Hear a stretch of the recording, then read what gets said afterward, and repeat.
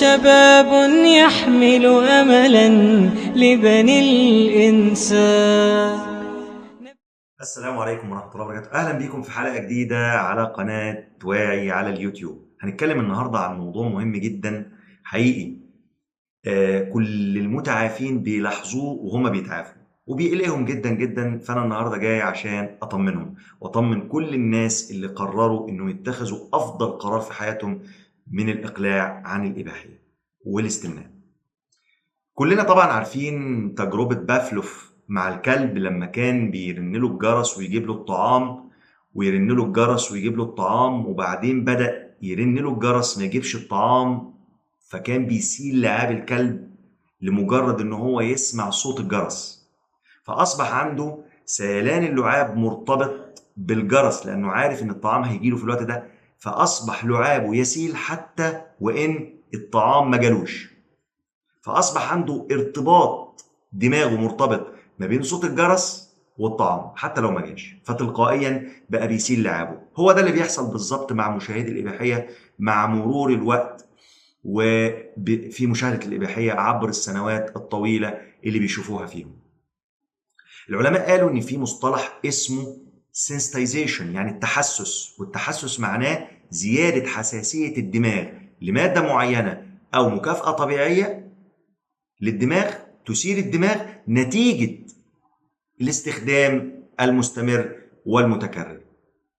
الباحثين قالوا إن سبب التحسس ده هو تغيرات بنيوية في أدمغة البشر نتيجة التعرض المستمر لمحفز معين، سواء كان ده مادة مخدرة أو مكافأة طبيعية تثير دايرة المكافأة وتشغلها زي الإباحية، بل إن الإباحية بيعتبروها كمان محفز فوق طبيعي وزيادة عن الطبيعي ومبالغ فيه، فهو بيشتغل على نفس دايرة المكافأة اللي بتشغلها بالظبط المخدرات.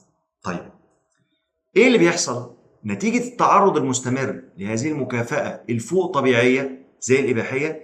بيحصل تغيرات. التغيرات دي بتخلي الشخص عنده ذاكرة قوية ومحفزة بشكل كبير جدا جدا لبعض الإيحاءات، بيسموها كيوز او تريجرز، ايحاءات محفزه. ازاي؟ الايحاءات المحفزه دي او الايحاءات دي مرتبطه في ادمغه البشر باختلافهم. ازاي؟ يعني مثلا واحد عنده مشاهده الاباحيه مرتبط بلون معين، لما بيشوف اللون ده بيتذكر مشهد معين شافه قبل كده، فبيحرك عنده الرغبه في المشاهده مره اخرى حتى وان لم يكن امامه اباحيه. مجرد بس لما بيشوف الاريكه، السرير بتاعه، المكتب بتاعه، لما يقعد لوحده، لما يشوف شخص معين، لما يشم ريحة معينة، لما يقرأ كلمة معينة، هذه بتسميها كيوز، إيحاءات أو تريجرز، إيحاءات محفزة مرتبطة في دماغ كل واحد كان بيشوف إباحية في الذاكرة عنده بمشاهدة الإباحية أو بمشهد معين من الإباحية. طب إيه المشكلة؟ المشكلة اللي هو لما بيتعرض لهذه الإيحاءات إيه اللي بيحصل؟ بيتتولد عنده رغبة ملحة في ان هو يشوف الاباحيه. ومش بس كده، ده لقوا كمان ان بيتولد عنده زياده في الدوبامين في دماغه اللي بيحفزه وبيزود عنده الرغبه ايضا كيميائيا لمشاهده الاباحيه. طيب اللي احنا عايزين نقوله ايه؟ ان احنا لو بطلنا الايحاءات دي قوتها بتقل، الذكريات دي بتقل وبتضعف مع الوقت. طيب لكن في بعض الناس مع رغم ان هم بطلوا يشوفوا اباحيه الا ان الايحاءات دي لما بيتعرضوا ليها بتتولد عندهم الرغبه في مشاهده الاباحيه مره ثانيه. بنقول لهم ده طبيعي، ما تقلقش، لان العلم الحديث اثبت ان هذه الحساسيه بتستمر فتره من الزمن في ادمغتكم بعد حتى التوقف عن الاباحيه، لكن مع الوقت بتضعف هذه الذكريات وبيضعف اثر هذه الكيوز او الايحاءات في تاثيرها على دماغك لما تبطل باذن الله.